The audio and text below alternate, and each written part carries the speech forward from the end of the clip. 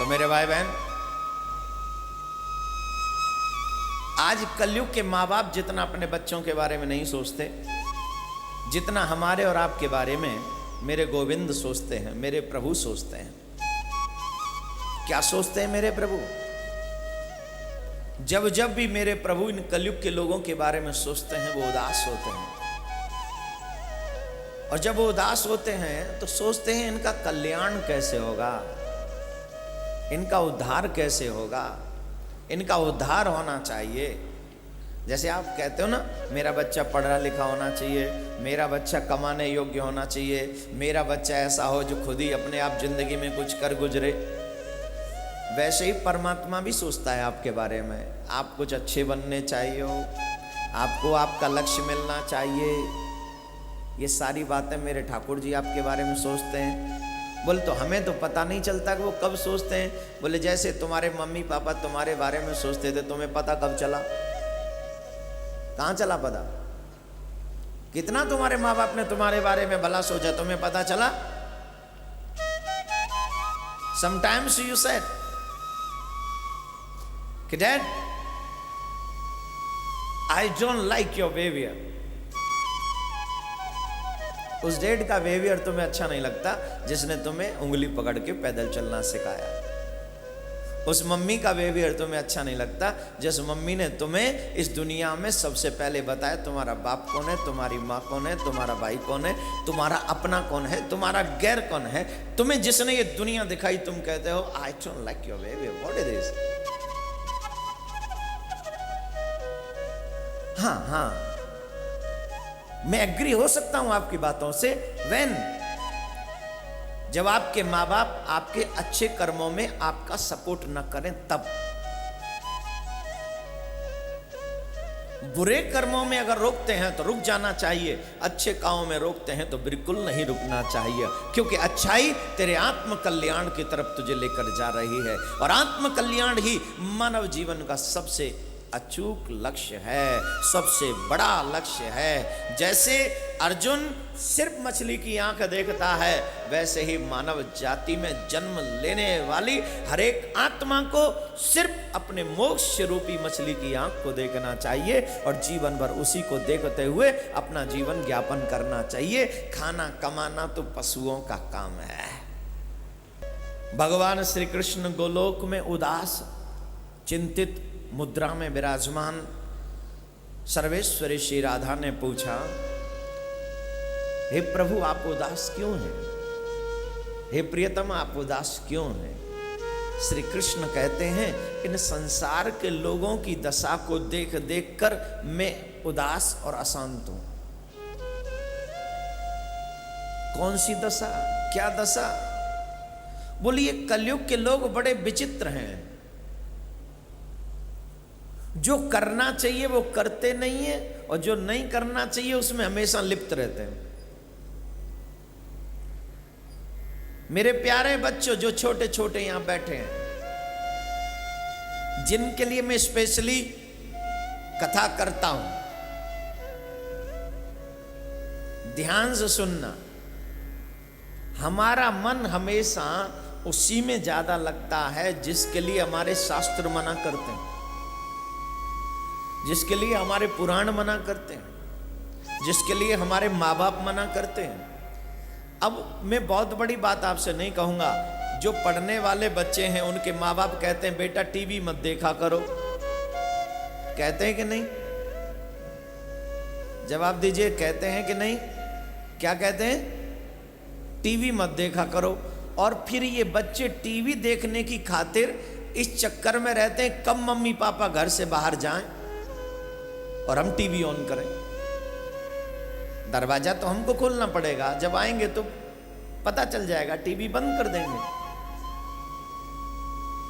क्यों भाई? Mummy papa तो मना किए थे टीवी मत देखो, क्यों टीवी देख रहे हो? करा लो, मौका मिले तो मेरा भी कर लेना एक भाई, एक ही करवा लेना, मेरा बस करवा लेना। राधे राधे बोलना पड़ेगा, जोर से बोलना पड़ेगा। मेरे प्यारे, जैसे माँ बाप के मना करने पर भी बच्चा हरदम हर पल यही सोचता है कि मैं टीवी देखूंगा, ठीक उसी तरीके से परमात्मा के मना करने पर भी हम लोग गुनाह करने से बाज नहीं आते, पाप करने से बाज नहीं आते। परमात्मा मना करता है, हमारे शास्त्र मना करते हैं, हमारे पुराण मना करते हैं, हमारे माँ बाप मना करते हैं, पर वी डोंट अंडरस्टैंड।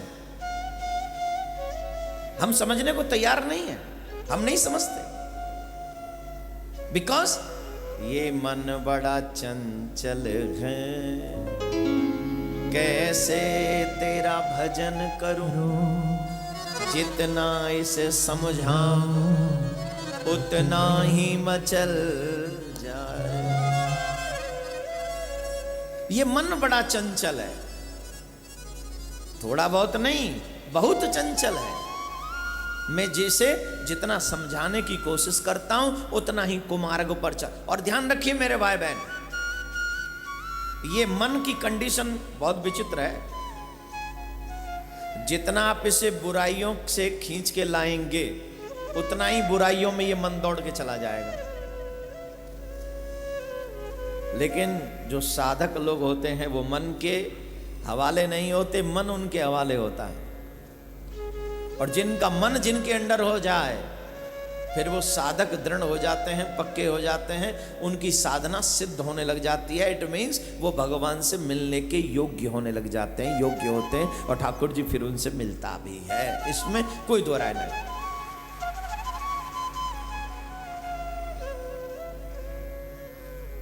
कृष्ण बोले मैं कलयुग के लोगों के बारे में सोच सोच कर परेशान और उदास हूं। क्या बात कि ये कलयुग के लोग बुरे कर्म कर करके बुरी योनियों में जा रहे हैं, कष्ट पा रहे हैं, दुख पा रहे हैं, और इनका दुख मुझे उदास करता है, अशांत करता है। कोई उपाय? बोले हाँ उपाय है। अगर ये लोगों को हमारा कोई दूत जाए और हमारा दूत जाकर हमारी कथा इनको सुनाए, हमारे चरित्र ने सुनाए, और जब ये लोग ये चरित्रों को सुने, इन कथाओं को सुने, तो जो अपने जीवन को बदल सकेंगे उनका कल्याण होगा। वो लोग यहां आने के योग्य बन सकेंगे, हमसे मिलने के योग्य, और न सिर्फ मिल सकेंगे बल्कि उनके जन्म जन्मांतरों के जो भटकने का जो उनका अगर कल्याण नहीं होगा तो जन्म जन्म भटकना पड़ेगा, उससे भी वो बच जाएंगे। मोक्ष मिलेगा, उन्हें मोक्ष मिलेगा।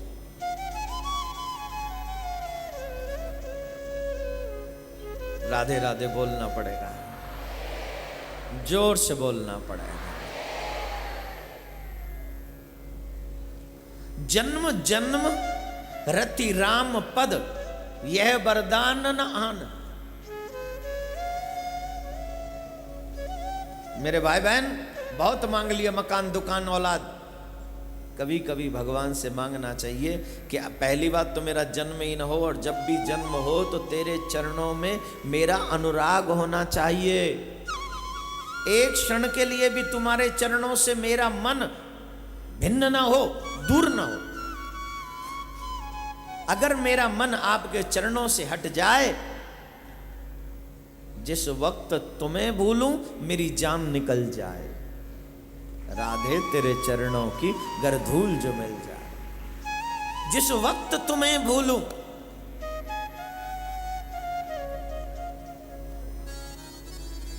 एक पता नहीं कहां का है ये शब्द है, बहुत अच्छा है। तुमसे बिछड़कर जिंदा हूं, मेरे श्याम बहुत शर्मिंदा हूं। तुमसे बिछड़कर जिंदा हूं, मेरे श्याम बहुत शर्मिंदा। जब तक मैं तुमसे मिला, बातें होती, चर्चा सुनी, तब तक ठीक है, तू नहीं तो तेरी याद सही, यादों के सहारे जी लेंगे। पर तुम याद भी ना आए और तुम भी ना आए, फिर भी जिंदा हूं, इसीलिए शर्मिंदा हूं।